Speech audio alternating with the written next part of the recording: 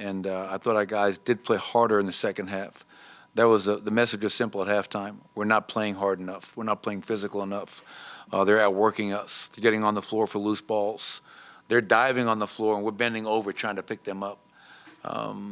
So I thought we played hard. They cut it to 5, I think, at the end of the third quarter, and they opened up the fourth quarter on an 18-4 run.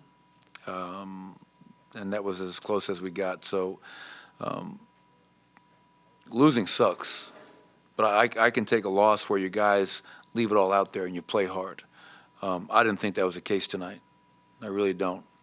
And not at least not in that first half and not for long enough stretches. So we're 12-14 on the road with 2 more road games on this road trip.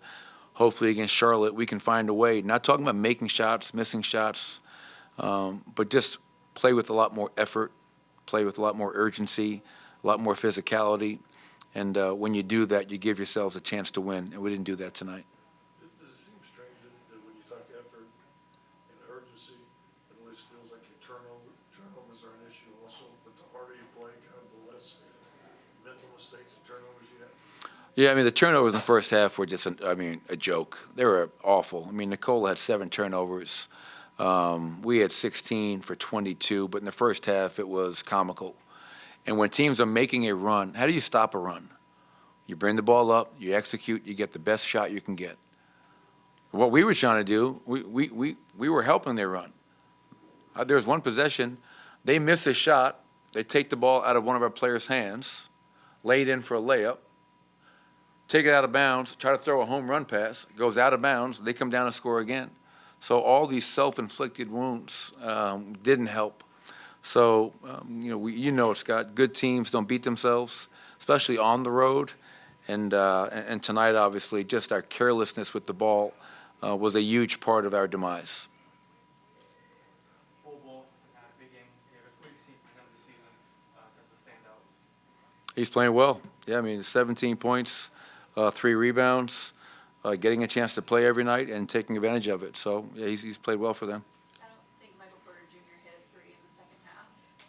Do you like the looks that he's getting? Are you encouraging him to keep shooting those looks, or what can you do to help him mix in a few more? Yeah, I mean, obviously, tough shooting night for Michael. Not the only one. We shot 30.3 from the 3-point line, so it wasn't just Michael. I felt, Katie, without having watched the film, I felt a lot of his looks were really good looks.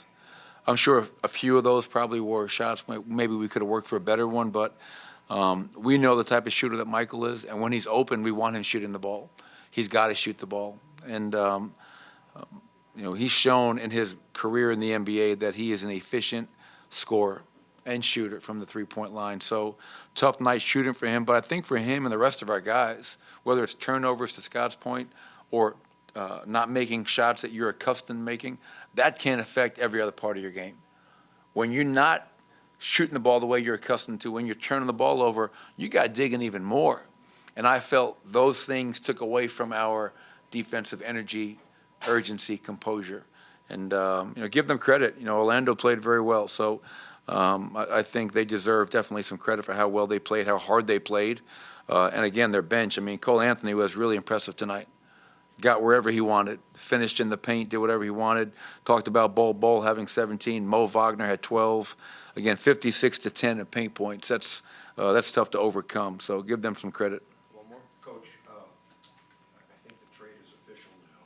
Is there any chance Thomas Bryant might leave the team in Charlotte? No idea. We'll have to wait and see. I believe he's in L.A. right now.